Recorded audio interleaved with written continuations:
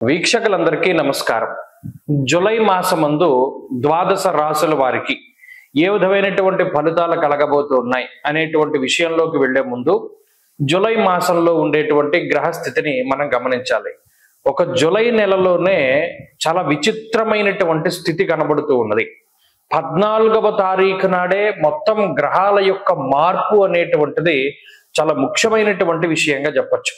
14వ తారీఖునే శని వక్రగతిని ప్రారంభం చేస్తారు. అంటే ఇప్పుడు మీనరాశిలో సంచరిస్తూ ఉన్నటువంటి శనేశ్వరుడు వక్రగతిని ప్రారంభం చేసి నవంబర్ 12వ తారీఖు వరకు వక్రించి ప్రయాణం చేయబోతూ ఉన్నారు. దీని తాలూకు ప్రభావం ఉంటుంది. ఇది 14వ తారీఖునే ప్రారంభం అవుతుంది. అలాగే 14వ తారీఖు నుండి దక్షిణాయనం ప్రారంభం. అంటే సూర్యుడు మిథున రాశిని వదిలిపెట్టి కర్కాటక సంక్రమణం చేసేటువంటి పుణ్యకాలం కూడా 14. అలాగే సింహరాశి యందు సంచరిస్తూ ఉన్నటువంటి కుజుడు 14వ తారీఖు నాడే సింహరాశిని వదిలిపెట్టి ఉత్తర ఫల్గుని 2వ పాదంలోకి కన్యా రాశిలోకి ప్రవేశించేటువంటి రోజు 14వ తారీఖే. అలాగే 14వ తారీఖు నాడే వృషభ రాశి యందు స్వక్షేత్రంలో సంచరిస్తూ ఉన్నటువంటి శుక్రుడు మిథునంలోకి ప్రవేశం చేస్తారంటే మిథున సంక్రమణం శుక్రుడికి 14వ తారీఖు నాడే. అలాగే జూలై 14వ తారీఖు నాడే బుధుడు వక్రగతిని ప్రారంభం చేయబోతూ ఉన్నారు. ఇక్కడ చూడండి, కుజుడు, రవి అలాగే శుక్రుడు ఈ 3 గ్రహాలు కూడా 14వ తారీఖున సంక్రమణం చేయబోతూ ఉంటే శనేశ్వరుడు అలాగే బుధుడు ఈ 2 గ్రహాలు కూడా తమ యొక్క వక్రగతిని ప్రారంభం చేయబోతూ ఉన్నాయి. బుధుడు అయితే ఆయన ఉన్నటువంటి రాశి కర్కాటకంలోనే వక్రించి సంచారం చేయబోతూ ఉన్నారు. ఇది చాలా ముఖ్యమైనటువంటి విషయం. అంటే 14వ తారీఖు నాడు ఒక్కరోజు నాడే 5 గ్రహాల తాలూకు కదలికలు జరగడం అనేటువంటిది కూడా ఆ రోజుకి ఎంతో ప్రాముఖ్యతని సంతరించుకోబోతూ ఉన్నది. కాబట్టి ఇది ముఖ్యమైనటువంటి డేటు. ఇది ద్వాదశ రాశుల వారి యొక్క జీవన గమనాన్ని మార్చేటువంటి డేటుగా మనం చెప్పవచ్చు. సరే, ఇలా ఉన్నప్పుడు గ్రహస్థితిని పరిశీలిస్తే మరి ఈ మాసంలో శనేశ్వరుడు మీనమందు సంచారం చేస్తూ ఉన్నారు. వక్రించిన మీనంలోనే ఉంటారు. 14వ తారీఖు వరకు రవి మిథునంలో ఉంటారు. 14 తర్వాత కర్కాటకానికి వస్తారు. అలాగే రాహుకేతువులు కుంభరాశి యందు సింహరాశి యందు సంచారం చేస్తూ ఉన్నారు. కుజుడు 14 వరకు సింహమందు తదుపరి కన్య యందు సంచారం చేస్తారు. అలాగే రవి యొక్క సంచారం కూడా 2 రాశుల్లోనే ఉంటుంది. ఇలా ఇటువంటి గోచార పరిస్థితి దృష్ట్యా ద్వాదశ రాశుల వారికి మనం ఉండేటువంటి ఫలితాలను కూడా అలాగే ఇంకొక ముఖ్యమైనటువంటి విషయం ఏంటి అంటే ఈ జూలై నెలలోనే గురుమౌఢ్యమి అనేటువంటిది కూడా వెళ్ళిపోబోతూ ఉన్నది. ఆల్మోస్ట్ జూన్ నెలలో వచ్చినటువంటి ఈ గురుమౌఢ్యమి కొంతకాలం పాటు ఉన్నది. ఆ గురుమౌఢ్యమి జూలై 7వ తారీఖు తోటి వెళ్ళిపోతూ ఉన్నది. ఈ గురుమౌఢ్యమి వెళ్ళిపోయినా కూడా ఆషాఢ మాసం కాబట్టి ఇది శూన్యమాసము అంటారు. ఈ శూన్యమాసంలో ఏ విధమైనటువంటి శుభ కార్యక్రమాలు చేయకూడదు. అంటే వివాహాది ఉపనయనాది క్రతువులు, శంకుస్థాపనలు అంటే గృహారంభాలు, గృహప్రవేశాలు ఇలాంటివి కూడా చేయకూడదు.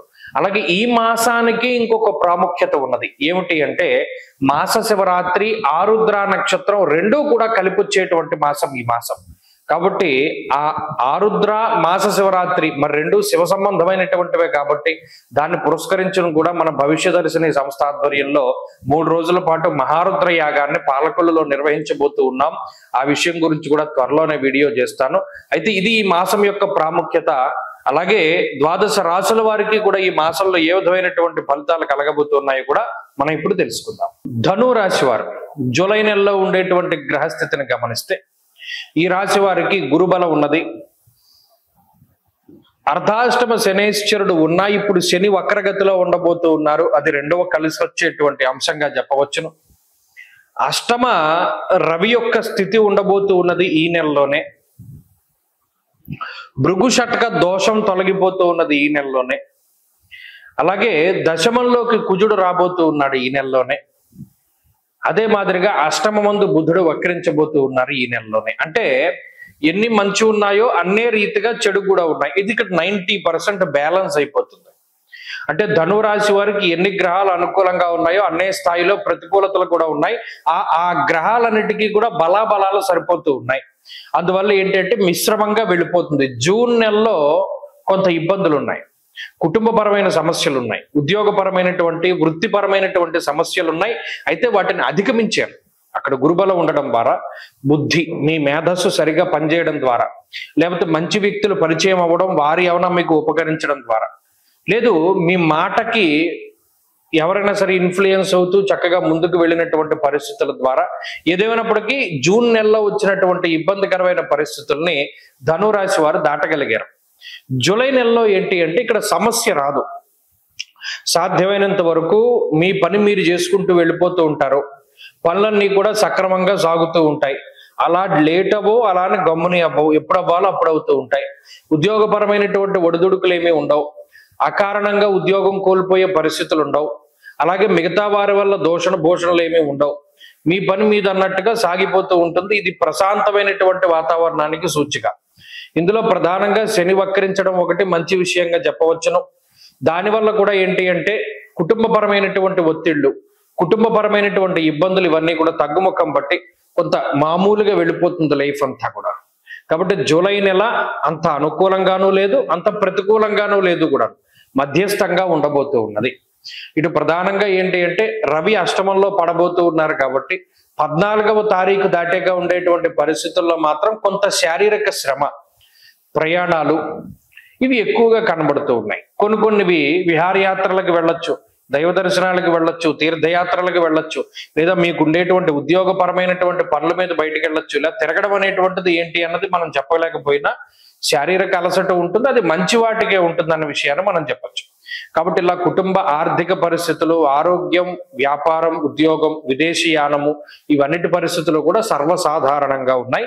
ఇందులో ఇబ్బంది లేదు, అలానే లాభము లేదు. కాబట్టి ఇలా మధ్యస్థంగా జూలై నెల వెళ్ళిపోతుంది.